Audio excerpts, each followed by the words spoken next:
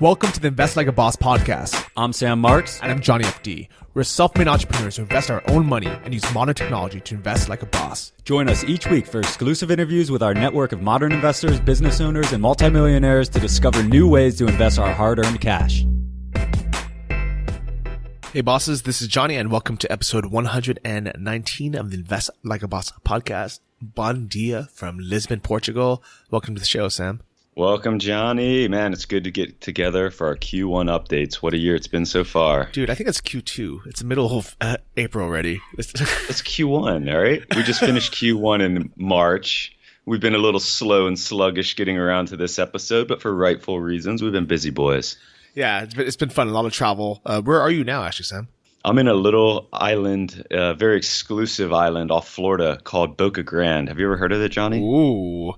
You know what? Anything named Boca is usually pretty good. You have Boca Raton.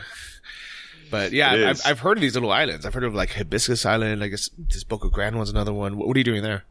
I'm here for a wedding, actually. So you might hear little quirks and hoots and hollers in the background. But my buddy from college is getting married. And it overlapped my birthday, which was yesterday, perfectly because all of our friends got together. We had incredible wine, filet mignon, and everything. And I didn't have to do anything. I just had to show up. It was great. Wow, it's perfect. So happy birthday, Sam. We gave you a big shout out in the Boss Lounge for everyone who joined. But, dude, it's been fantastic knowing you all these years.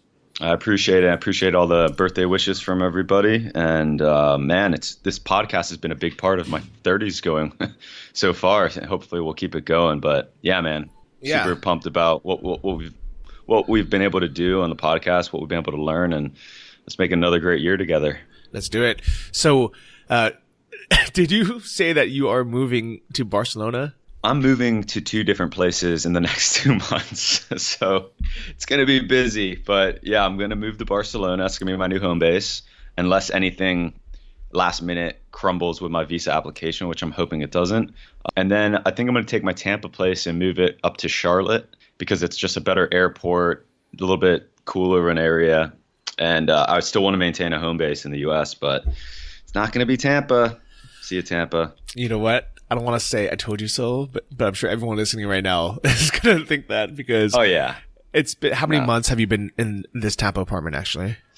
I've been there maybe 3 months total, and I've moved twice because the first place was crap. But it was more functional. Like Tampa wasn't the place I wanted to be in the world. I have a business there, and then I wanted to be near my grandma kind of in her last year, which was successful in a sense. So now it's time to move on.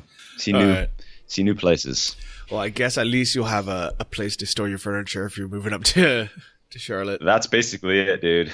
A good airport, place to keep my stuff, and a closer drive to my parents when I get back to the U.S. All right. Well, it's hilarious. But you know what? I'm glad you're making moves, enjoying yourself, and glad you're going to be in Europe this summer. I'm here in Portugal, and I'll stay in Europe all summer until September. So it's going to be fun to hang out. Incredible. Not to get too far ahead, but this Trans-Siberia trip is coming along real nice. It was very hard to get people on board. Now in November, we got 4 people. We got a camera guy that's going to come and film it.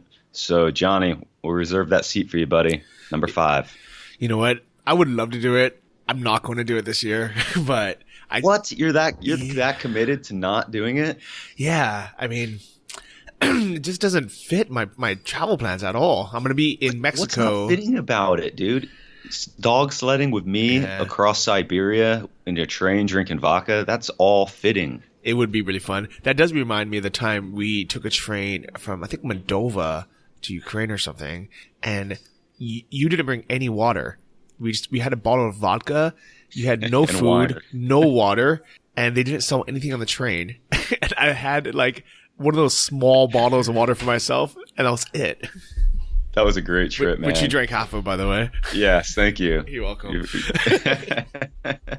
That was a great trip. I want to relive those days, man. Yeah, I did. Adventures continue. I definitely did enjoy that. So I do hope we do some kind of trip this year together. It probably won't be the Trans-Siberian, but we'll do something in Europe. Sure, man.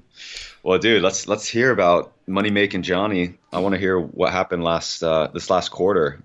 So good news. So you know how I've been stressed about money for the last probably year. I'm sure everyone on this episode, everybody who's been following the podcast is tired of hearing me stress about it while still traveling the world to do all this cool stuff. But I think when you go from, anyone goes from, earning money like a salary or making a lot from their business, and then either selling that business or for whatever reason that money no longer is coming in, it's stressful, regardless of how much you still have in the bank or what future potential there is. It just kind of sucks. And that combined with the kind of market not being very hot towards the end of last year, it was really kind of flat, right? So I was stressed thinking, what am I doing with my life? Am I just kind of squandering it away? Never, my goal of being a net worth millionaire is never going to happen. But somehow we are making progress, even without working as much and just traveling, mostly, even while the markets are not crazy hot, they're doing okay. My net worth has crossed the $700,000 mark. How'd you do that? I have no idea. I honestly have no idea. What were you at the beginning of the year? I feel like it was under 650. It was 651. So did you find money that I forgot about? You always seem to do. Yeah, I might have actually. I mean, but I'm just thinking, because I've been able to follow your progress, and I know what investments you're in. I just don't know what would have given you that much of a pop. I guess it could have been all of your like affiliate earnings and stuff. No, there hasn't been that many. Like I've literally been making like $5,000 a month maximum for the last year. Yeah.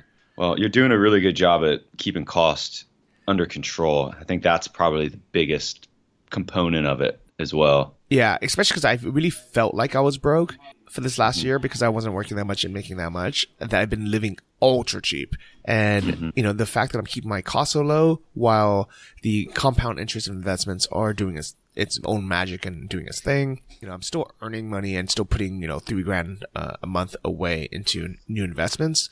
Yeah. And it all kind of just adds up. It just compounds like crazy.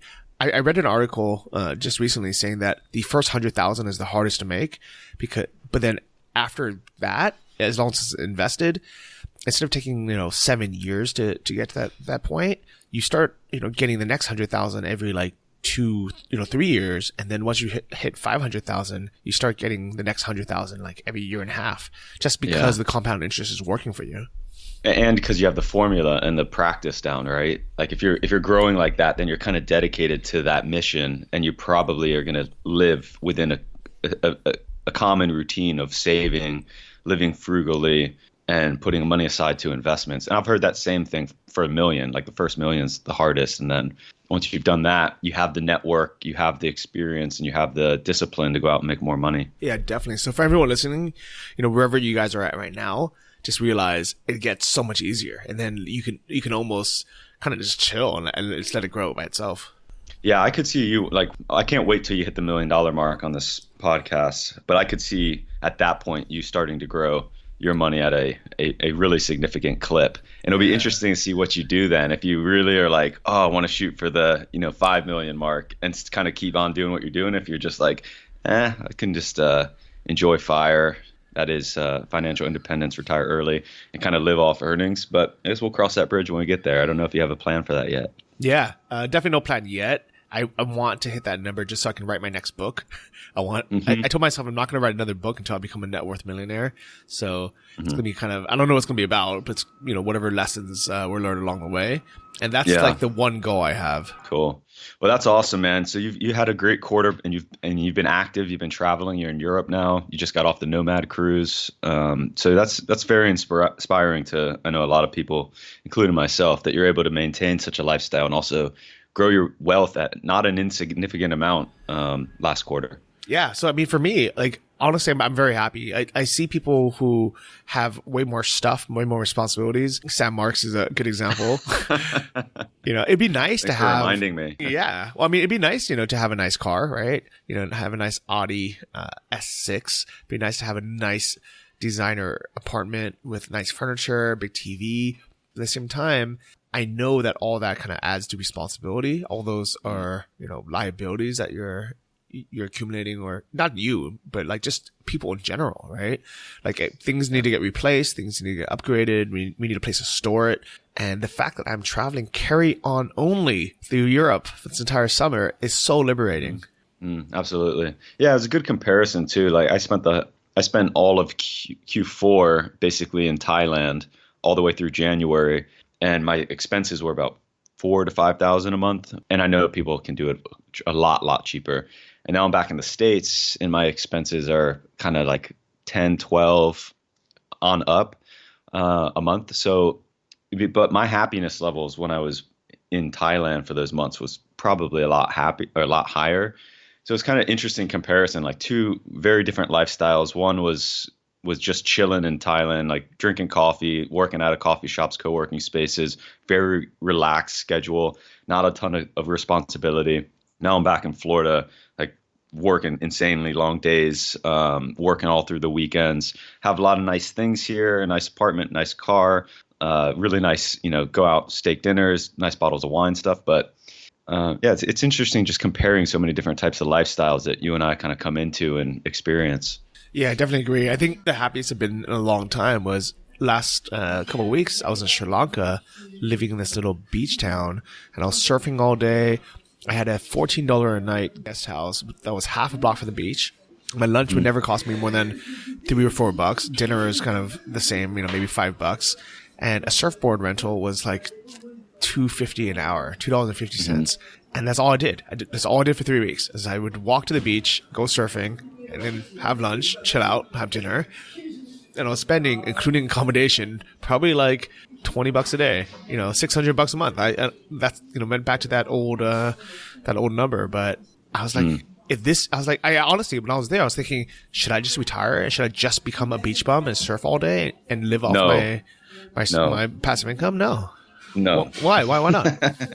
Because I think that, you could retire in a sense doing that, because I think what gives you also a sense of being and belonging, and why you can do those things and feel okay, is because you have these great channels to connect with people, and you're someone in the community that people look up to in terms of lifestyle, style, what you've been able to create. You have your blog, you have multiple podcasts, so you're still able to stay connected. But if you didn't have those things and you were just to fall off the map and go live in Sri Lanka and be a beach bum, I don't think you'd find nearly the same type of satisfaction.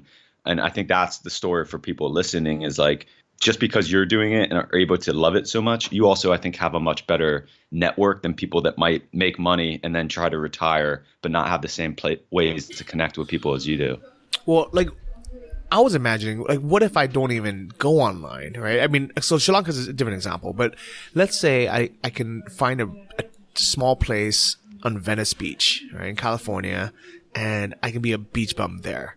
Like, would I have that bad of a life? Like, or no. That might be an amazing life, like living in a small apartment, a studio apartment, a few blocks from the beach, walking with my surfboard every day and just hanging out there, being offline, not even having any of that stuff, but really just, chilling out and surfing and living that California bum lifestyle, beach bum lifestyle. Like, could that not make someone happy? I certainly think it could. I think it could. Different, pick your poison. I think that, like, what we have the opportunity to do and share with people is actually trying some of these lifestyles, like dedicated, like go 6 months, Johnny, to Patagonia and be a tomato farmer and just cut off from the world, and then go to, and then take 6 months and go to Sacramento and work at Trader Joe's, and like, that's your thing, right? And then maybe go to Barcelona and rent a penthouse and like be a playboy. You could try these different things and basically write a book about it, finding happiness. That'd be a cool life. And and it's crazy. Cool. Like, we literally just have this one life to live. And as we were both getting older, I realized, man, like, it would be a shame if we just went to a 9-to-5 job and we just did kind of the normal thing every day and we didn't try some of these things. And especially because we have the investments making money and growing on their own. As long as we don't spend more than that's making, we basically have permission financially to just do this forever. Absolutely. You want to live with no regrets. And for me, that means try a lot of different things, like leave it all, leave nothing on the table. Just go after everything that you kind of want to and have on your list. And my dad wrote me, like, in my birthday card a couple of days ago, he wrote, where does the time fly? and it's so true. It's like, I'm 34 and I swear yesterday I was 26, like with no responsibilities, just like blindly trying to start a business and all smiles. And you turn around twice, I'm 34. And I think time moves exponentially fast. It's almost like investments compounding. Time moves at a quicker and quicker rate as you go through life. And it's important to not waste time, no matter what you want to do. If it's making money or chasing dreams or traveling, don't wait, because you don't know what's going to come tomorrow. I had one friend pass away this last quarter, and a couple of, I ended up going down to the Bahamas for my buddy's bachelor party that I wasn't going to go to. And he called me and he's like, man, I know your schedule's tight, but one of my groomsmen just passed away, and it just reminded me like how delicate life is. And it really means something if you came. So I, of course, made the trip. But it's like, it is true. Life's fragile. Got to get out there and conquer today. Yeah, definitely. And that's, man, that sucks to hear that, that people pass away all the time, and we don't really think about it because we imagine that we're going to all live until we're 100 and we're going to grow old and we're going to have all this time. But it's not, there's no guarantee, right? No guarantee, man. Not to sound morbid, but my friend's a doctor. He's at the wedding here. He works in Gainesville, Florida, as a doctor. He's like, dude, every single night there's a young person like our age coming in dead. Traffic accident, drug overdose, normal looking college kids. It's like you don't realize the frequency that this stuff happens. So it's of course changed his outlook on life, as I'm sure it would anybody in his position. Yeah, I could definitely see that. And I mean, I guess for now, it's more like a balance of part of us, we really want to invest for the future and, make sure that we are comfortable in our retirement or when we can't work anymore, or if we, we need something in the future. At the same time, it's a balance of also enjoying life now. So I think I'm very fortunate and very glad that I had put in all that work the last, 5-6 years from 2013 to, 17. And now I'm enjoying it and just kind of living off the fruits of it. I'm very curious, like what percentage of our listeners are, or even just like, way above us or above me at least in net worth and investments, and who's just starting out, so I almost imagine it's kind of 50-50 where exactly half are going to be, net worth less than me, and they're trying to grow their investments and savings.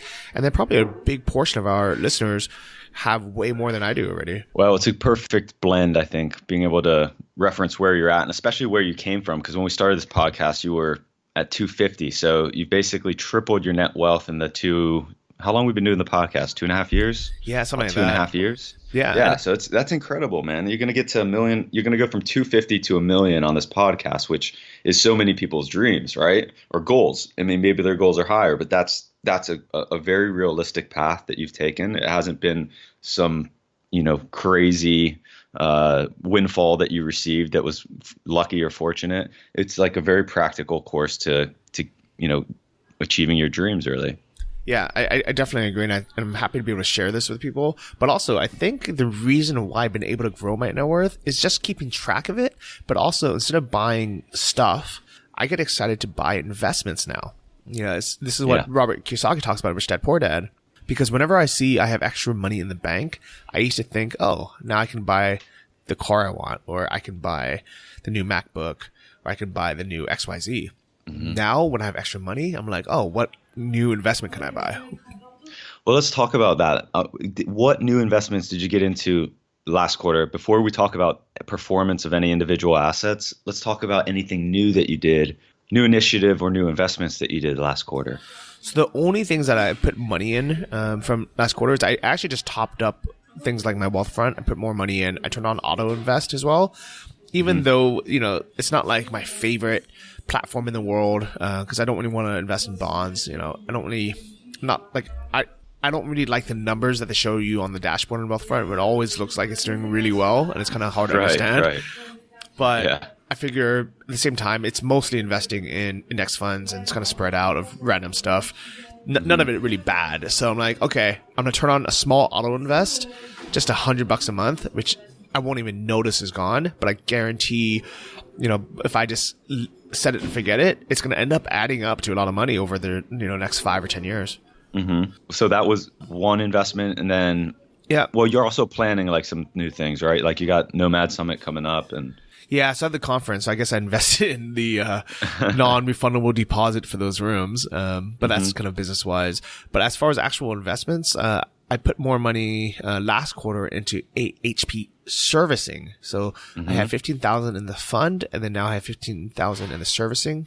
I also put another 10 grand in a Realty Mogul, because I want to own apartments, but I don't want to buy one. So instead of just having, sitting out of the market because it's too high, I've decided, you know what, I'm going to put a little bit more in. So we have that. So HP and Realty Mogul, both kind of real estate funds.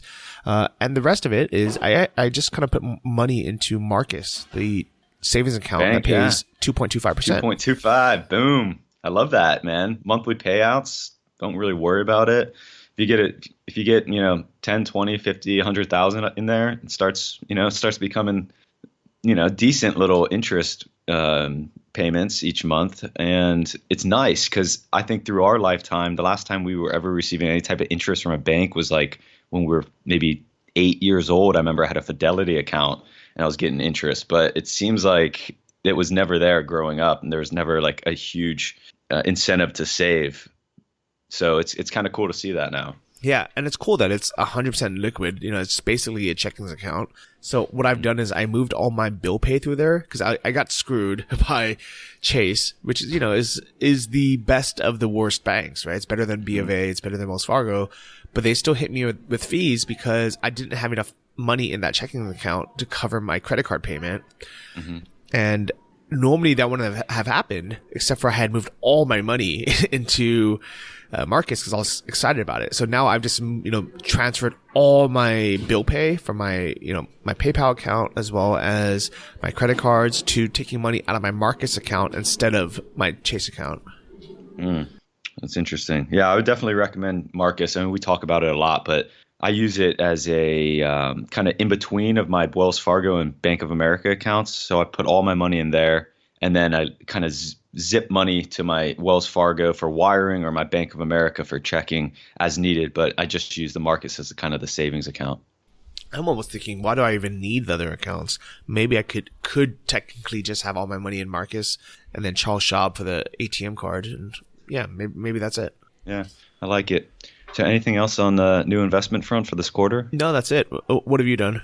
So every time I look back, I'm like, man, I didn't do much. And then I start looking through it all. I'm like, oh, yep, I did actually quite a bit. The biggest thing I did was I got another annuity policy through Stan the Annuity Man. And so I now have a full 20% of my total net wealth in annuity policies. And I did it because it's fixed rate 4%. I've always liked these things. It's tax deferred and it's creditor protected if that was ever an issue. It doesn't hurt to have it. So yeah, I got another one of those. That was a pretty big investment and it's just something that I don't think about, I don't worry about. And at the end of the year, I get a statement that shows that I've got 4% more money in that policy. And then it also allows me to kind of be a little bit riskier on the other side, which will be my next investments I'll talk about. So a couple quarters ago, I invested in Paytient, which is a startup. And I put another chunk of money into that, but not as an equity investment, as a basically a loan. So Paytient as a startup goes out and lends employees money to cover medical costs. And so what we needed to do with that company was create a credit facility so that they have money that they can go out and loan. So I put money into that so that we could create this credit facility and get it working so that pretty soon down the road we'll be able to go out and raise additional capital for this, a much larger pool of credit. Oh, that was pretty smart, actually. I like that. Yeah, it was fun to build it, actually. I didn't do a lot of the tech work. Brian did, of course, but it was cool to see it get built and then have it in functioning where every single day money's coming back into this pool and money's being extended out as loans. So it's really cool to see the mechanism of it all working, and you can see how it would scale up to, $1 million, $10 million, $100 million, and that's been pretty neat to put together. Yeah, because it's one of those things where, I mean, I remember from that episode, it was a ILAB 108, if you guys want to take a listen to it, but it was something like, use our money to pay your hospital bill instead of yours, or use our credit card and not yours. So I guess exactly. Now you gotta actually have the money for them to use. Right, exactly. We make them a virtual card, and then that money that I put into that loan account, they go out and they pay for their dental care or their hospital bill, and it's interest free to them, and we just payroll deduct it from their paycheck. And it's cool because it's like we're the bank, right? We don't make much money off these loans, if any, but just kind of setting it up from a business entrepreneur perspective was pretty fun. The other company I invested in this quarter is a company called Explorest, Explorest. John, this would be cool for you to check out. But basically, it's kind of like, think of a city like Hong Kong. So many interesting viewpoints. You can go on rooftops, you can go in the middle of a street, you can be in sky bars, you can go up to the peak, you can go down to the harbor, and there's always the most unique, interesting place to take a photo of something. Or think of the Eiffel Tower. There is the best place to take a photo of the Eiffel Tower, even though there's maybe 10,000 places you could take that photo. So this app basically teams up with local photographers and goes out and just captures these incredible photos of any given place or city. And then you can subscribe to the app and unlock these locations. So someone that likes to be on Instagram or take cool photos, they can go find the exact location of these photos. Like, you might have to take, elevator up and then cross into the roof and go up on the rooftop.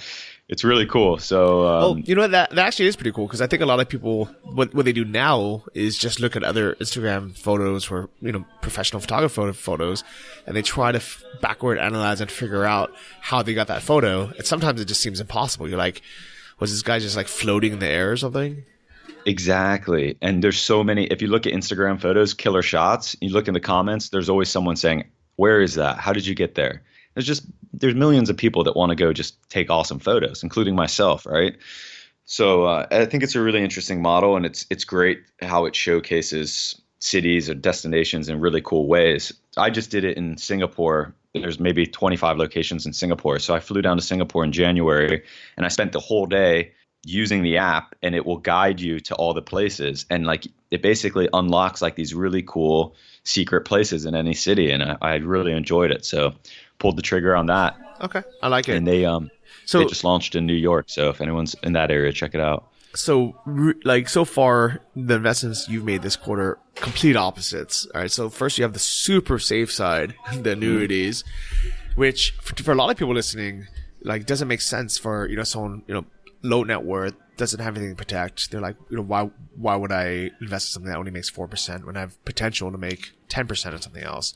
But I think in your case, it makes lots of sense to have a pretty big portion. I mean, like, I almost wouldn't even blame you if you if you had half your money in it. It was like, okay, like, I'm not taking any moonshots. I'm not trying to grow it. I just want to play it safe. Mm-hmm. Like, I think it's a fine investment for someone in your position. But on the other side, you have the exact opposite, where you have, some of the riskiest investments of startups. Yeah, it's like you said. I think if I wasn't doing this podcast, I might go all into annuities and municipal bonds to some degree, because I could live off that. I could probably still grow my wealth at a marginal clip. But it's just, you got to do something stimulating. I mean, I need to. So yeah, and if you guys want to, having a startup and investing in startups is definitely stimulating. Yeah, I can see that being fun. If you guys want to hear more about what an annuity is and how it's structured, and kind of just listen to the episode we did on it. That was episode 4. Stan's brutally honest, factual expertise about annuities. Stan the annuity man. That was back in the day, dude. I know, it's crazy, right? Remember recording that episode in Chiang Mai. It's one of the first ones. Yeah. Funny. And then just to sum it up, I also did 2 other private property investments, and these are in funds. So I think we may have touched on these last quarter, but it's basically like Fundrise, just less visible. And there's literally hundreds, maybe thousands of these across North America, and probably anywhere from Australia, Europe, South America, you'll be able to find them. So they're more or less like Fundrise. They'll just target different types of commercial property. And I put a decent chunk into 3 different funds, which I'm happy to hopefully collect first quarter dividends this quarter. I think they should be released anytime soon. So yeah, you have the super safe annuities, you have the super risky startups, and then you have the kind of middle ground in these property funds. And we'll have on, actually after this episode, Johnny, I have one of these funds, Apex One, that will be coming on to talk about, their fund and the logistics of a private property fund. So that'll be a next episode. I'm excited to have them on. Okay. Yeah, that'd be cool. I mean, and the funny thing about these funds is I think a lot of us who have started investing, like once these online funds have been implemented, we don't even realize that these apartment funds or these like real estate investment funds have been around for hundreds of years. It's just that normally you have to meet people, you have to go through tons of paperwork and contracts.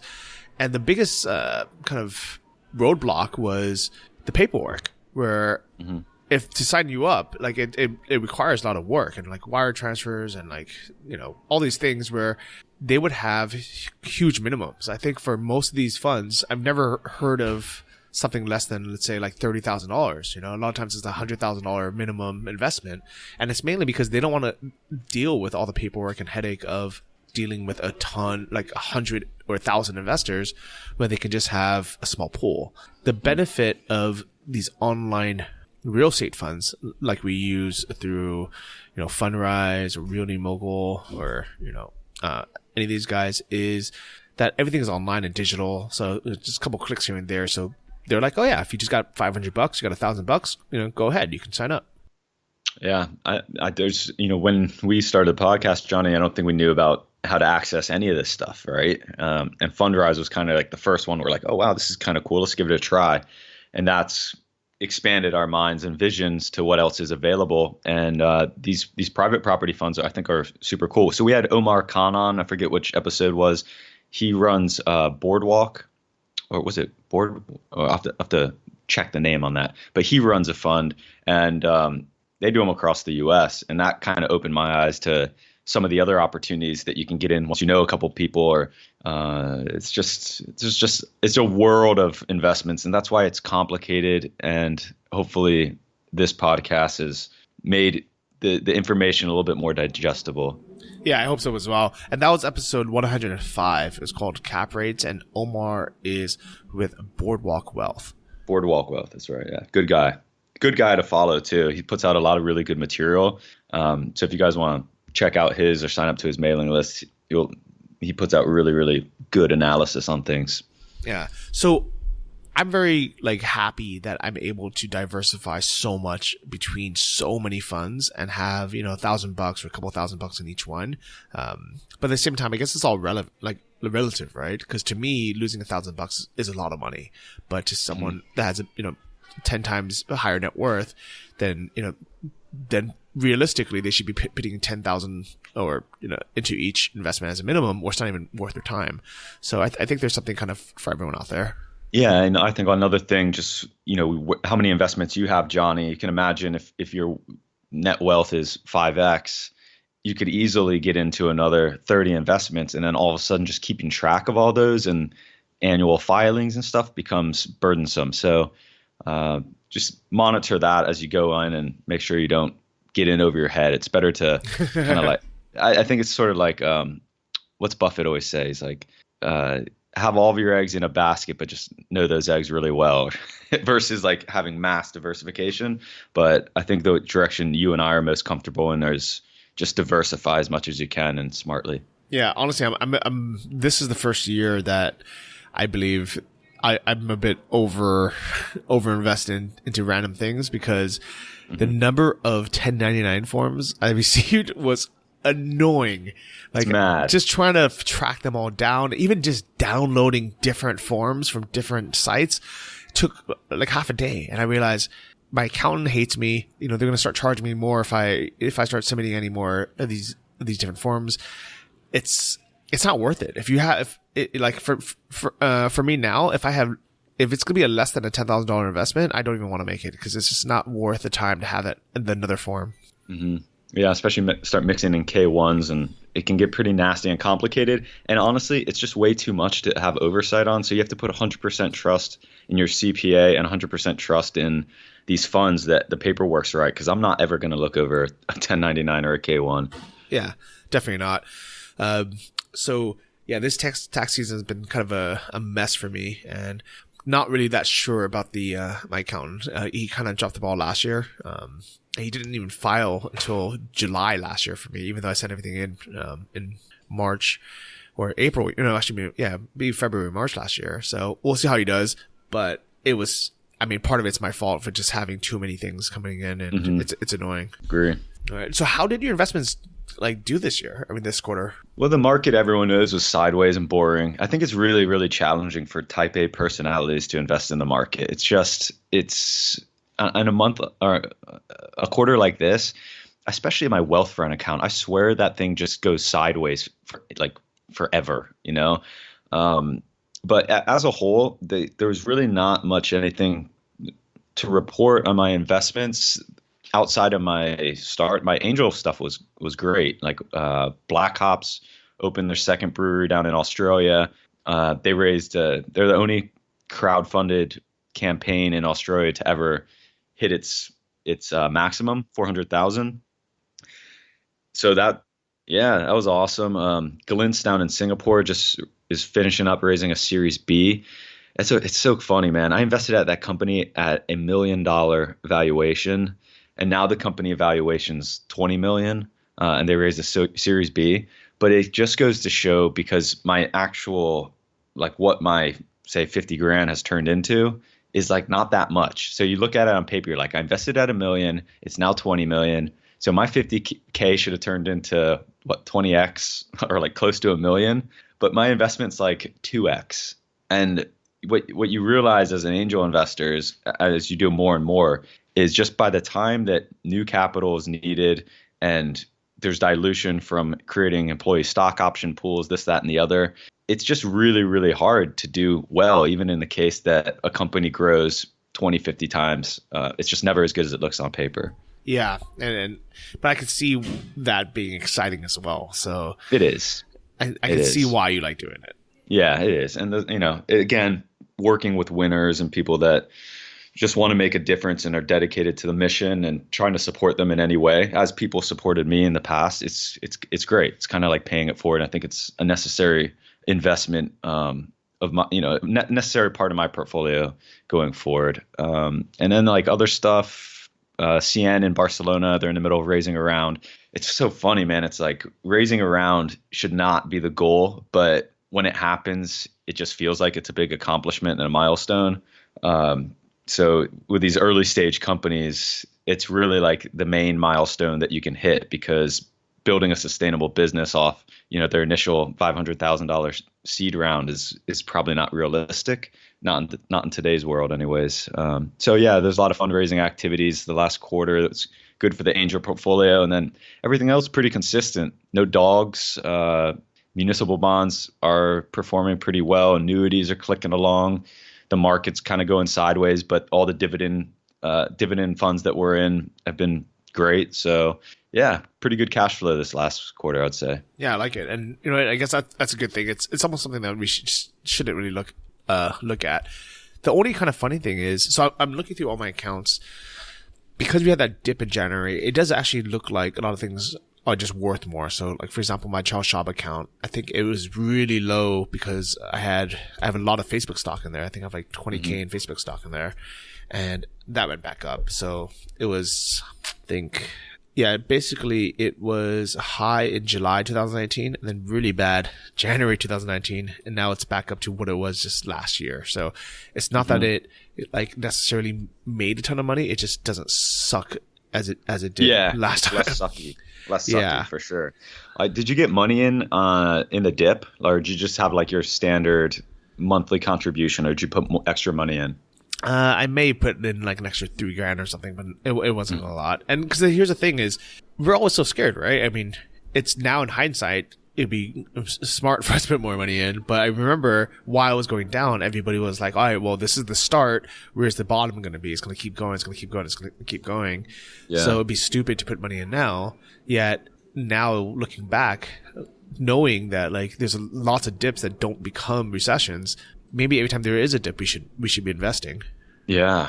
Well, how much cash do you have right now? How much cash are you sitting on? Not number wise, but percentage wise of your portfolio.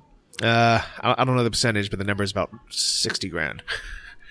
So okay. 10%, So I mean, yeah, we're fairly well invested. I think I'm about the same. So we don't have like a ton of cash on the sidelines to invest, because that's kind of also like your rainy day emergency money, which is the same. I have like 10% set aside as well for that. Yeah. So I'm not too worried, but it would have been nice to kind of jump in, right?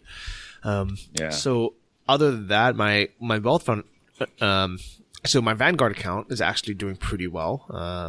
It was, kind of that slow dip, but just growing. But it's also kind of hard to tell because I'm putting $3,000 in it every month. So it always is going to grow no matter what. It's going to grow by $10,000 every quarter. Every time we speak, it's going to be up $10,000. But the market's been doing okay. So that was all right. The one thing that actually I'm logged into now because it almost looks too good is my Wealthfront account for some reason is doing really well. You're going to have to give us some analysis on that, because ever since they made that change, I feel like the performance has been sucky. So I'm looking into my SEP IRA account in Wealthfront, and it looks like year to date, so just for 2019, my U.S. stocks is up 16%, foreign stocks up 12%, emerging markets up 14%, dividend stocks up 13%, real estate up 18%, corporate bonds up 6%, emerging markets up 6%. But is that saying from the beginning of the year? Because we were in a dip at the beginning of the year, right? Yeah, I don't know. So this is the problem with the Wealthfront is they always make it look like everything's doing amazing. It's so green, man. It's so green. Everything's in there. always green.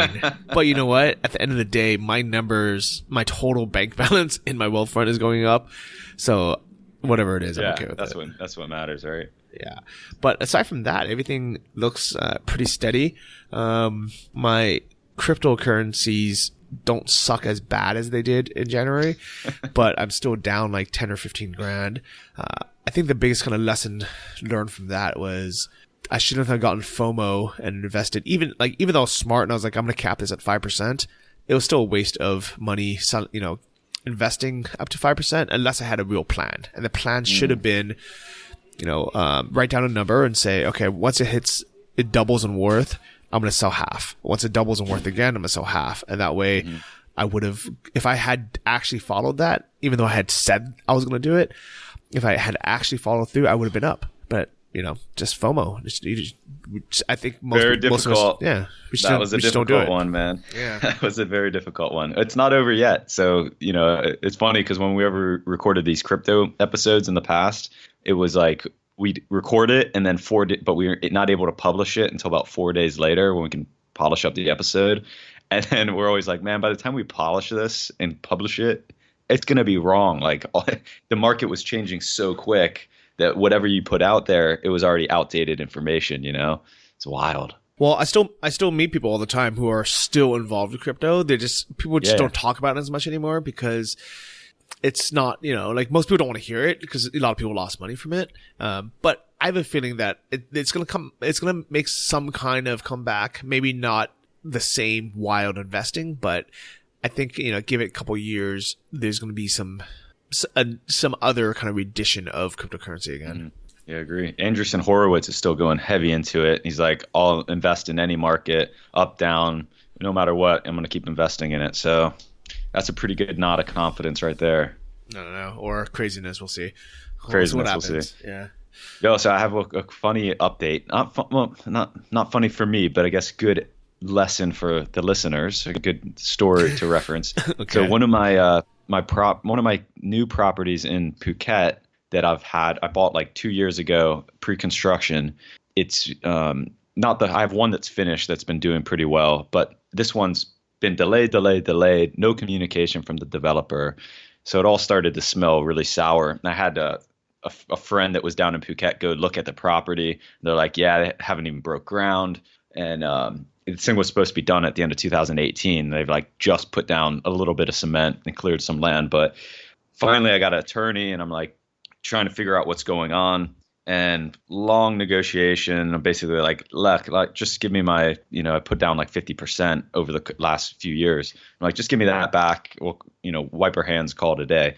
So they agreed verbally, and now it's been like another 4 or 5 months of just going back and forth, and like they're just dragging their feet, right? They're just playing games. So finally, I told the attorney, I'm like, look, this is just wasting everyone's time. It's eating up a bunch of cash to do it, to like deal with them. So I'm like, let's just tell them that we're take it to court. So she tells them we're just going to make it, a court matter. Then I'm down in Tampa, and I'm having dinner with this guy who went through a very, very similar situation. He's like, yeah, so I took it to court, basically sued him, and I fly over to Phuket. And as I get off the plane, the police nab me, throw me in jail for defamation of character.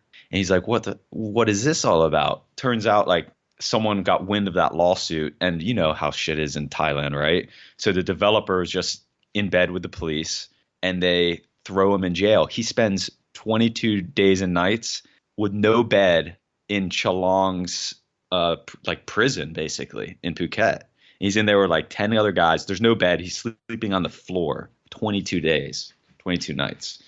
So he's like, dude, don't take it to court. He's like, try to get it done amicably, just, but don't take it to court, because you might get off that plane and they might get you. Like you don't have control over it, and you know how stuff is run over there. So yeah, so that Man, that kind of sucks. Sucks on both sides, right? But could have sucked a lot more. I'm not doing 22 nights in Phuket. Yeah. Prison.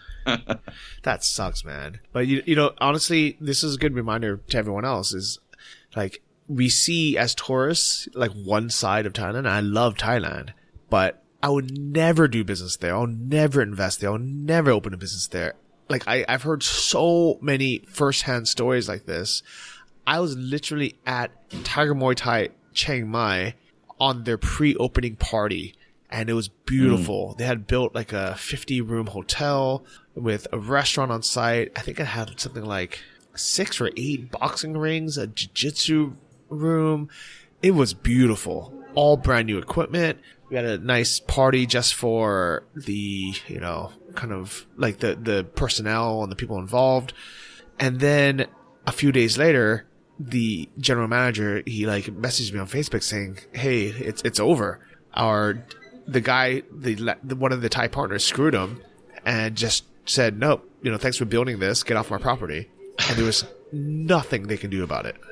Dude, I heard that story as well. Was that the Chiang Mai one, or was that some other location? That was the Chiang Mai one.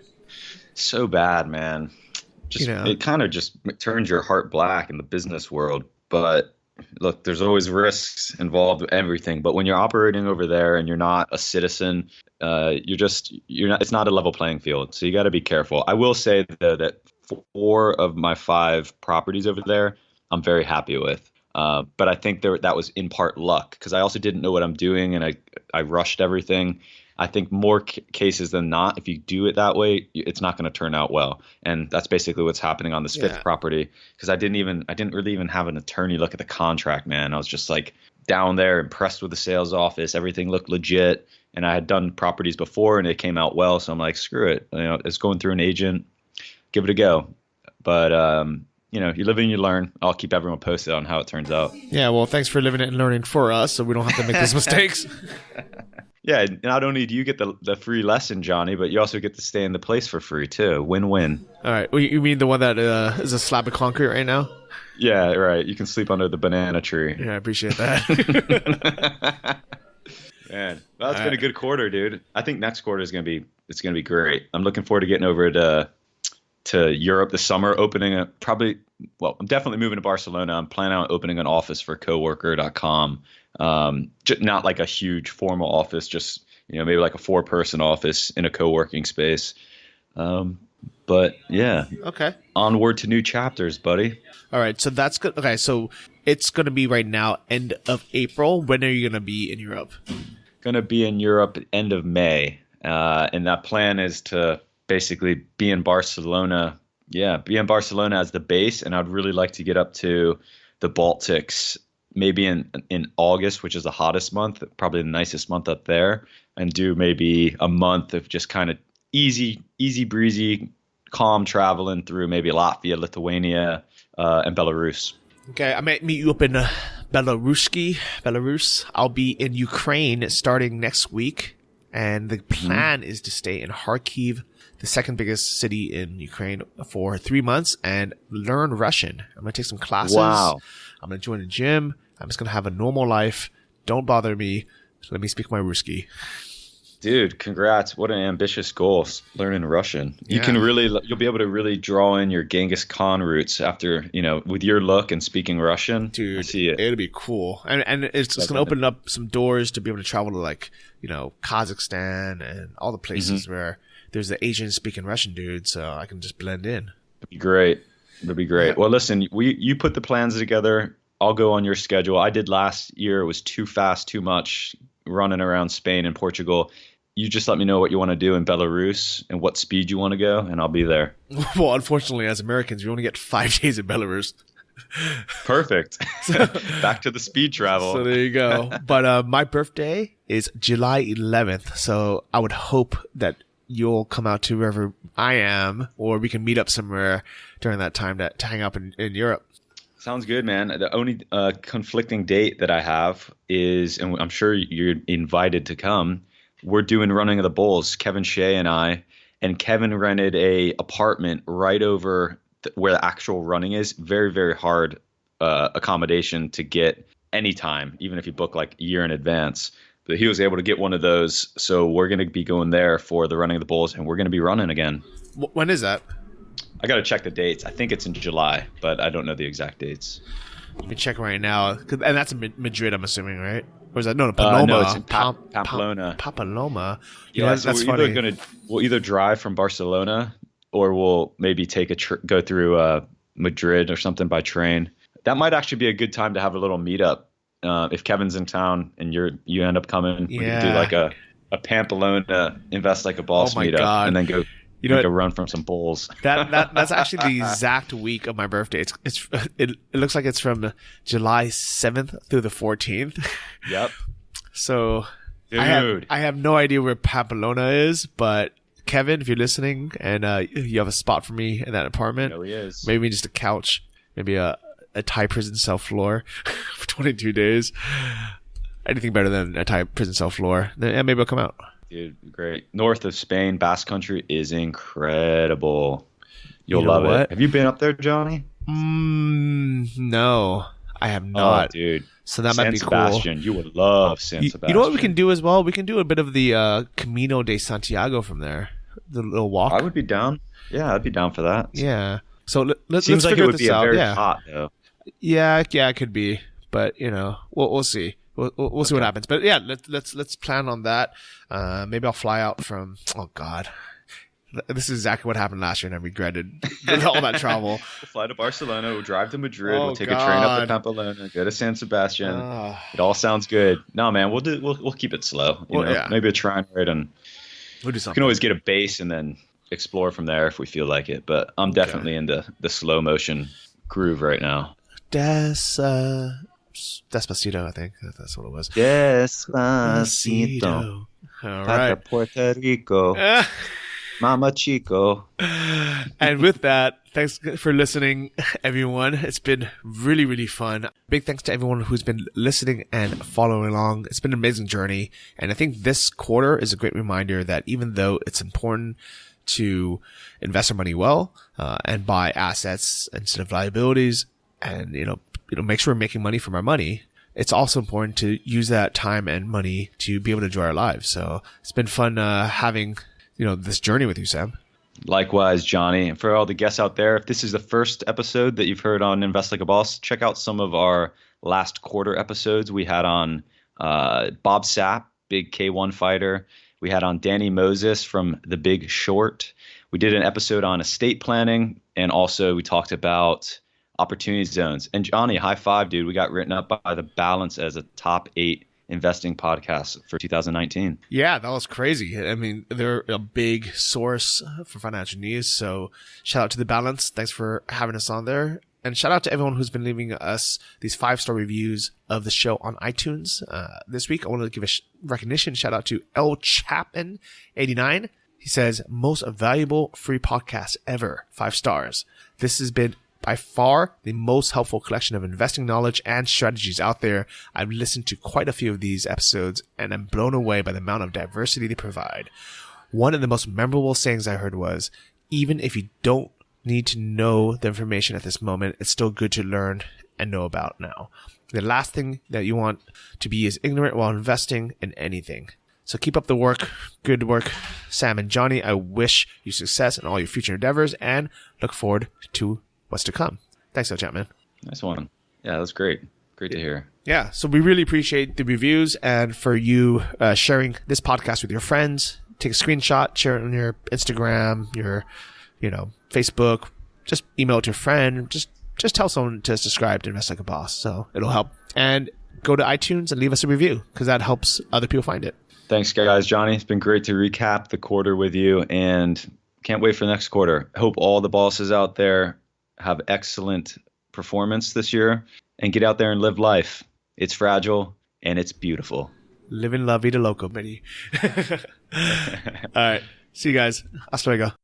Thanks for listening to the Invest Like a Boss podcast. Join our mailing list at investlikeaboss.com to get exclusive access to our insider investment portfolios and our private members forum. If you enjoyed this episode, please subscribe on iTunes or your favorite podcast app. Tell your friends and leave us a review in the iTunes store. It helps more than you know. See you guys next week.